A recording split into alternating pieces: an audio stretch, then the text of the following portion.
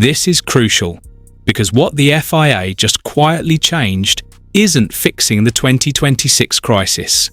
It's exposing it. A massive shift from 8 megajoules to 7 megajoules energy recovery sounds minor, but in reality, it cuts deployment windows to just 2 to 4 seconds per lap, turning racing into a timed electrical burst rather than sustained combat. And when Max Verstappen calls the rules fundamentally wrong, he's not talking emotionally. He's reacting to telemetry that shows inconsistent power delivery, artificial overtakes, and dangerous closing speeds. This isn't evolution. It's a system struggling to hide its own flaws. The 2026 regulations were supposed to define Formula One's next era: lighter cars, 50% electric power, and sustainable fuels. A revolutionary concept on paper. But just 3 races into the season, data collected by teams revealed erratic ERS deployment patterns, excessive harvesting phases, and unpredictable acceleration spikes exceeding plus 150 kilowatts differentials. That's why the FIA rushed into emergency discussions with teams, power unit manufacturers, and drivers. The result? Immediate mid-season tweaks ahead of Miami, something rarely this aggressive, unless there's a structural issue underneath. But there's a catch. What the teams aren't telling us is that these fixes don't remove the core problem, they redistribute it. Limiting MGU-K deployment to 250 kilowatts outside key zones and boosting it to 350 kilowatts in bursts creates artificial performance pockets.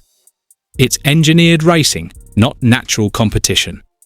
And when Verstappen hints at leaving the sport, he's reacting to something deeper than frustration. What if the 2026 regulations aren't just flawed, fundamentally incompatible with real racing? Before we move on, make sure to smash that like button and hit subscribe so you never miss out on any of our latest videos. Because what we're about to uncover will completely change how you see the future of Formula One. Let's break this down from the inside out, because this isn't about opinions.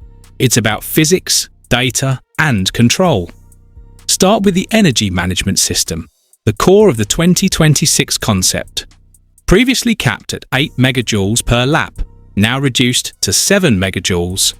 That sounds like a minor adjustment, but here's the reality. Less available energy means shorter deployment windows, forcing drivers into extreme lift and coast phases just to recharge. This creates what engineers call energy cliffs. Moments where the car suddenly loses electrical boost mid-straight. That's not racing, that's algorithm dependency. Now look at the superclip power increase from 250 kilowatts to 350 kilowatts. This is where it gets dangerous. You're compressing more power into shorter bursts.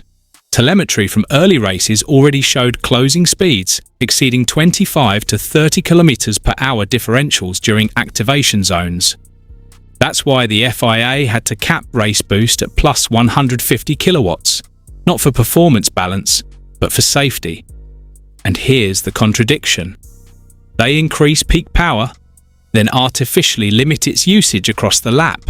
That creates uneven acceleration curves. Drivers don't control overtakes anymore. The system decides when power is available.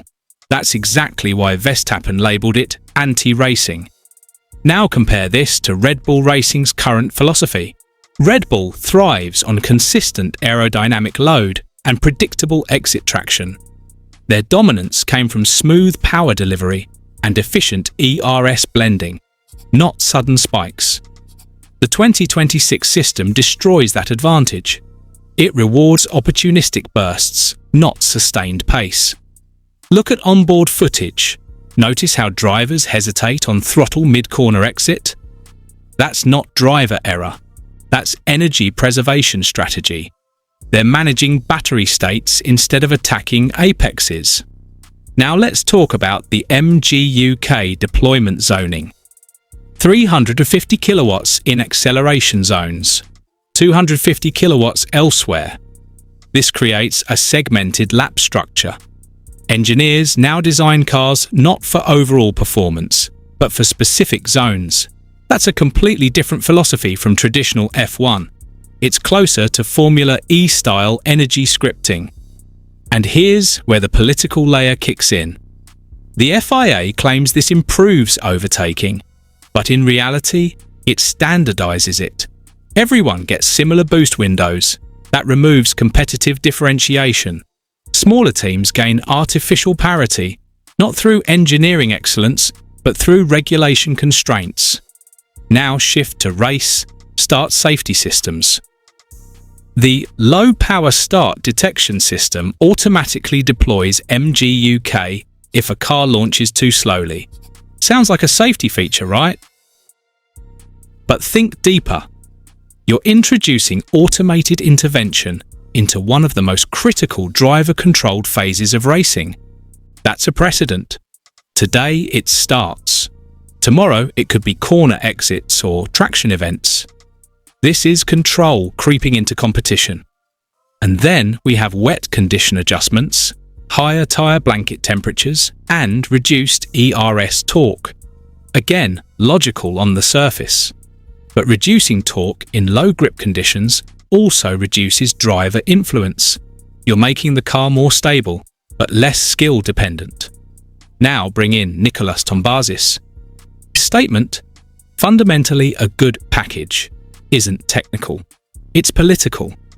Because admitting a flawed foundation would mean rewriting years of development involving manufacturers like Ferrari, Mercedes, and Audi. And that's billions at stake. Meanwhile, Mohammed Ben Sulayem pushes the narrative of collaboration. But collaboration doesn't fix flawed architecture. It only delays confrontation. Now, let's connect the biggest signal. Verstappen suggesting a return to V10 or V8 engines. That's not nostalgia. That's a direct rejection of hybrid dependency. V10 engines eliminate energy harvesting complexity. They restore linear power delivery. They bring back driver control. And here's the domino effect. If top drivers lose faith, manufacturers lose marketing value. If manufacturers lose value, investment drops. And if investment drops, the entire 2026 vision collapses before it fully stabilizes. We've seen this before. In 2022, porpoising forced emergency floor regulation changes. That was an aerodynamic issue. But this is a system architecture problem. And system problems don't get fixed with tweaks. They require redesign. So when the FIA says this is evolution, not revolution, what they're really saying is they're trying to stabilize something that might not be stable by design. And the biggest clue? 3 races in, and we're already rewriting the rules. So here's the real question. If the FIA is already adjusting core systems just weeks into the season, what happens when teams fully exploit the loopholes hidden in this structure? Because make no mistake, engineers haven't even started pushing the limits yet. And if Verstappen is already questioning his future, imagine what happens when performance gaps widen under artificial constraints. Is this the beginning of a smarter Formula One, or the moment it lost its identity? Drop your thoughts in the comments below, and don't forget to subscribe for more deep dive analysis like this.